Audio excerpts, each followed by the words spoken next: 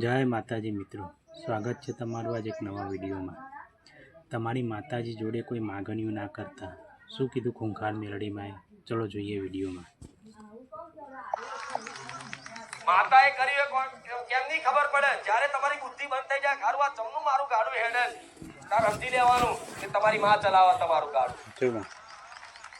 પણ ડગલે ને પગલે એના આગળ રાખી અને જીવનના કર્તવ્ય કરવા પડે। તમે તમારા પરિવારમાં જો કદાચ રહેતા હોય અને તમે ઘરના મોભી હોય, તમે તમારી પર જ તમારું ઘર સંસાર ચાલતું હોય, તમારી પત્ની હોય, છોકરા હોય, મા બાપ હોય, ભાઈ હોય કે ગમે તે તમારા પરિવારમાં તમારી જોડે જેટલા રહેતા તમારી પર જ એ ઘર ચાલતું હોય, તો એ તમારું કર્તવ્ય બને છે।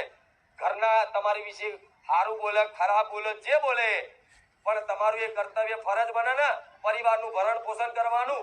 પણ પરિવારમાં ભલે 10 જણા હોય, 15 જણા હોય અને એક જણો કમાનારો હોય ને, તો કદાચ ચિંતા ના કરતા એ કર્તવ્ય તમારી માતાને હોપજો, એવો વ્યવહાર તહેવાર સાચવી લેશે ને એ ગોડા વાત નહીં થાય। આજે ચિંતાઓ રાત દાડાના ટેન્શનો લઈને રાતે માણસોને ઊંઘ નહીં આવતી। કાલ શું થશે, કાલ શું થશે, કાલ શું થશે એની ચિંતામાં આજનું સુખ કોઈ બેહસ। કાલ શું થશે, કાલ શું થશે એવી ચિંતાઓમાં આજનું સુખનો આનંદ માણસ લેતો નથી। અત્યારનું જે હાલની પરિસ્થિતિમાં કદાચ તમે સુખી હોવ ને, પણ કાલની ચિંતામાં તમે આજનું સુખ તમને સારું લાગતું નથી। ભલે 32 જાતના ભોજન હોય આજે, પણ ભવિષ્યની ચિંતામાં, કાલની ચિંતામાં કદાચ ભોજન કરો ને તો એમાંય સ્વાદ આવે। તો આ વર્તમાન જ એ જ તમારું જીવન કહેવાય। શું કહેવાય? હાલ વર્તમાન છે ને, વર્તમાનમાં જે જીવો છે ને હાલ, એ જ તમારું જીવન છે। ના ભૂતકાળ નહીં, ના ભવિષ્ય, ખાલી વર્તમાન તમારી માતાના યાદગીરીમાં એને સ્મરણ કરી, એની ભક્તિ કરી અને એની આગળ કરી અને જીવન જીવવાની શરૂઆત કરશો ને, તો ભવિષ્ય નિર્માણ તમારી માં કરશે। જેની તમને જરૂરિયાત હશે, જેના જીવનમાં તમારી આવશ્યકતા હશે, એ બધી વસ્તુ તમારા ઘેર તમારી માતા તો પૂરું ના કરી આલત, મને મેલડીને કહેજો। હું ખોટી લાલચ નહીં આલું, પણ દેવી શક્તિ શું કરી શકે ને, એ તો એની ભક્તિ કરી જોવો ને, તારે ખબર પડે કે માતા કોને કહેવાય। એવો વિશ્વાસ તમારે રાખવો તો થાય। પછી જોડે તું જોડે પણ જોડે જોડે માતા એ ધર્મ છે, ધર્મ તો મળ્યું, પણ તમારું કર્મ કરવું એ તમારું કર્તવ્ય નહીં, તમારી ફરજ નહીં। તમને કદાચ નોકરી ધંધો કરો, કદાચ સફળતા ના મળે, જે પ્રમાણની મહેનત કરો છો, રાત દાડાની ઉજાગરા કરીને ગમે તેવી મહેનત કરો, કદાચ એમાં કદાચ તમને ના મળે ને, કોઈ નિરાશ નહીં થાય, તમારી મહેનત ચાલુ રાખજો। આજે ને કાલે તમારી માં સમય ચોગડિયા જોઈ એ બધી મહેનત નું ફળ ના હાલત મને મેલડીને કહેજો। પણ માણસ શું કરે? માણસ શું કરે? શેર દુઃખ પડે નહીં એટલે તરત અધર્મ નો માર્ગ ચાલી લે, શેર પૈસા ખૂટી પડે એટલે તરત બેઈમાનીનો રસ્તો ચાલી લે। આ તમે જે ગલતીઓ કરો છો ને, હાલ સુખી થવા કે લાઈન અત્યારે મારું સારું થઈ જશે ને, કાલની ચિંતા નહીં કરવી, પણ અત્યારનું સારું કરવામાં છે તમે નવું બીજ રોપો છો કર્મનું। અત્યારે સારું કરવા માટે જે કદાચ તમે અધર્મનો માર્ગ અપનાવો છો, બેઈમાનીનો માર્ગ અપનાવો છો, છુપે ચોને ચોરી કરો છો, ચોરીની ભાવનાઓ રાખો છો અને કોઈને છેતરપિંડી કરી ગમે તે આડાવડા કદાચ ધંધા કરીને કદાચ એ પૈસા કમાવાનું કરી અને આજે સુખી થવા માંગો છો, તો ભલે આજે તમે સુખી થઈ જશો થોડોક ટાઈમ દેખાવતા પૂરતા, સમાજમાં ખબર પડી જશે કે ના આન જોડે ગાડી છે, હોનું છે, બંગલો છે, બધું છે, પણ વધારે નહીં। એ તમે છે ને નવા કર્મનું બીજ રોપી દીધું, એ વધારે ને વધારે 5 વર્ષ અને એનથી વધારમાં વધારે 10 વર્ષ, 10 વર્ષ પછી એવા દાડા આવે ને ગોડા કે તમે એવા રોગથી ગ્રસિત થઈ જાઓ અને સમાજ પરિવાર તમારો હાથ છોડી દે અને રીબાઈ મરો, મારો ભગવાનનો વિધાન આવો છે। એટલે જે મળે છે એમાં સંતોષ રાખી જીવન જીવશો ને, તો મારા જેવી માતા તમારો સંગ કરશે। જેની જેટલી ઈચ્છાઓ વધારે એટલો માણસ સુખી, જેની જેટલી ઈચ્છાઓ ઓછી એટલો માણસ સુખી। હવે તમે તો આવો છો મારી જોડે, મારી ઈચ્છા પૂરી કરી દેજે, મારી બધી ઈચ્છાઓ પૂરી કરી દેજે. જો તમારી બધી ઈચ્છાઓ પૂરી કરી દઉં ને તોય તમારી ઈચ્છાનો અંત ક્યારે આવવાનો નથી. તો અસલ માવતર, અસલ માતા એને કહેવાય કે ઈચ્છા નહીં, ઈચ્છાની પૂર્તિ ના કરે, પણ એ જે કામના હોય ને એની કામનાઓનો ત્યાગ કરાય દે, ઈચ્છાઓનો ત્યાગ કરાય દે ને એનો અસલ માતા કહેવાય. નહીં તો દેવ તો ઘેર છે બધાના. નારિયેળ મોનો કોમ થઈ જાય, નારિયેળ મોનો કોમ થઈ જાય, ચુંદડી મોનો કોમ થઈ જાય, તો આખી જિંદગી શું આ વ્યાપાર જ કરશો દેવ જોડે? કે મારી 5 નારિયેળનું તોરણ આલીશ, મારા આ કામ થઈ જાય, મારી આ કાલીશ, મારું આ કામ થઈ જાય, તો શું રોજ ચોટાવતો વ્યાપાર જ કરશો?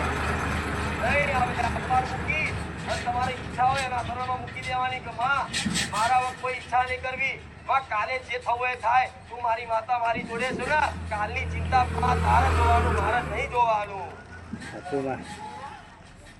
અને અત્યારે હાલની પરિસ્થિતિમાં જેવી રીતે તમારું ઘર ચાલે છે એવી રીતે તે કષ્ટી વેઠી નહીં, થોડોક સમય કદાચ એના ભરોસે કાઢી લો ને તો આ સમય ઓટોમેટિક નીકળી જાય ને, અને પછી તમારી માં એવો સમય લાવે ને કે ક્યારેય દુઃખના દાડા ના આવે.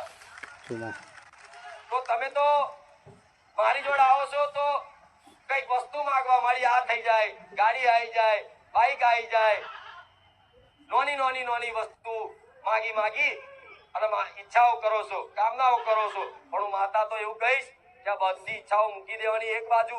ઈચ્છા રાખો તો તમારી કુળદેવીની રાખો કે મારે મારી કુળદેવી જોઈએ છે બસ, અને એ મળી જશે ને તો કોઈ વસ્તુ આમ હાથ લોભો કરવાની જરૂર પડશે. આ તો જે માતાનું બની ગયું હોય, જે 24 કલાક માતા નામ દઈને રટણ કરતો હોય અને માતાના માર્ગ ઉપર હેરતો હોય ને એના આવા અનુભવ ખબર પડે કે માતા કોને કહેવાય અને શું કહેવાય. અનુભવ કરવો છે ને? આ તો પછી આવી રીતે રોજ નવી માગણીઓ કરી અને મારા જેવી તો માતા ગોડી છે, જે માગો એ બધું મળે છે, તમે જોડો છો, દરેકને અનુભવ છે. પણ મને તો ક્ષેત કાલાવાલા કરશો તમારું કોમે થઈ જશે. પણ હું તમને શીખવાડું છું કે દીકરાઓ, વસ્તુ માટે માતાની ભક્તિ ના કરશો. આ વસ્તુ બાઈક, સાધન, ગાડી બાડી તો કાલે એન્જિન બગડશે ને તો ગાડી લીલી છે ને 5 વર્ષ પછી બધું એન્જિન બધું ઠાઠ્યું થઈ જશે અને ચોય કબાડી પડ્યું હશે. પણ એટલી જ ભક્તિ કરીને જો કદાચ કુળદેવી માગી લીધી હોય તો જેટલા 5 રવિવાર ગાડી માટે ભરે, જેટલા 5 રવિવાર દીકરાના સંબંધ માટે ભરે, 5 રવિવાર લોન થઈ જાય એના માટે ભરે અને કાગરે, તો એટલી જ કષ્ટી વેઠી અને પોતાની કુળદેવીની ઈચ્છા માટે કદાચ જે દીકરો રવિવાર ભરતો હશે ને એને મારા જોડે બેઠક કરાવવાની જરૂર નહીં પડે. એના ઘેર હું માતા એની માતાઓને જગાડી દે. અને કઈક નો અનુભવ કે માં તારી આગળ બેઠા નહીં, કોઈ દર પૂછ્યું નહીં, પણ માં તારી વાતનું પાલન કરીને વિશ્વાસ રાખ્યો ને તો આજ અમારી માં બોલતી થઈ જાય, આપણે વાતો કરતી થઈ ગઈ. બનક નહીં આવું તો તમે આ બધી વસ્તુ માટે રવિવાર ના ભરશો. વસ્તુ તો છે ને અમથા મહેનત કરશો તોય મળી રહેશે, પણ માતા મહેનત કરવાથી નહીં મળે.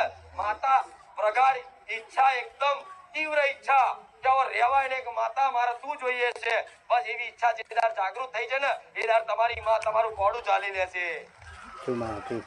અને માતાને પ્રાપ્ત કરવા માટે, કુળદેવીને કદાચ એની ભક્તિ કરવા માટે કોઈ દીકરા દીકરીઓ અયોગ્ય નથી. એટલે ક્યારે એવું વિચાર નહીં કરવો કે મારાથી ભક્તિ ના થાય, હું તો આવો નીચ છું, હું તો આવો પાપી છું, આવો અધર્મી છું, મારાથી ભક્તિ ના થાય, મારું કામ ભક્તિ કરવાનું નહીં. આવું કરી અને નિરાશ ના થતા દીકરા દીકરીઓ દરેકને કહીશ, તમારી માં છે ને એની જવાબદારી છે, તમે ગમે તેટલા મેલા હશો ને પણ ચોખ્ખા તમારી માં કરશે. આજ કઈક નિરાશ એટલે થઈ જતા હોય છે કે મારી અમે ભક્તિ કરવી ને પણ મારું મન હારું નહીં, મારા વિચારો હારા નહીં, આળસ ગમતું નહીં. તો બધાને આવું થતું હોય શરૂઆતમાં, પણ છતાંય તે એવી પરિસ્થિતિમાં તે કદાચ તમારી માતાને પ્રાર્થના કરે જ રાખો. જીવ આળસ આવો કે વિચાર આવો કે ગમે તે, પણ તમારી માતાને કગરે રાખો, મારા જેવી માતાને મોને રાખો ને, એક દાડો તો તમારી માં છે ને જોઈ લે કે દીકરાને ખરેખરમાં મારી ભક્તિની ભૂખ જાગી છે, કે દીકરીને મારી ભક્તિની ભૂખ જાગી છે. એ દાડ માતા ખાલી દ્રષ્ટિ નાખશે ને તમારી પર, તો અમથી તમારી અંદર ભક્તિ જાગૃત એવી થઈ જશે ને કે 24 કલાક મહાકાળી ચામુંડ હરસિદ્ધિ કરતા થઈ જશો. અને 24 કલાક જેના મુખેથી કદાચ માતાનું નામ આવતું હોય 24 કલાક રક્ષણ કરે. કોઠાની વાડની જેમ તમને ઠેકર ના વાગવા દે, આવું મેરડી માતા બોલું. અને કદાચ ઠેકર વાગી જાય ને તો વધારે નુકસાન થવાનું હોય ને તો આટલામાં પતાઈ દે તમારી માં. માતા ભક્તિ કરતા નુકસાન ના હોય તે, પણ કદાચ મોટું થવાનું હોય નોનામ પતાઈ દે એ તમારી માતા. પણ ભક્તિ આલું છું તમારી માતાની. આ કદાચ કોઈ દીકરી ખોરો કોથરીને માગે તોય, કોઈ દીકરાઓ હાથ ઊંચા કરીને હાથ જોડીને માગે તોય, પણ હું ભક્તિ આલવા બેઠી તમારી માતાની.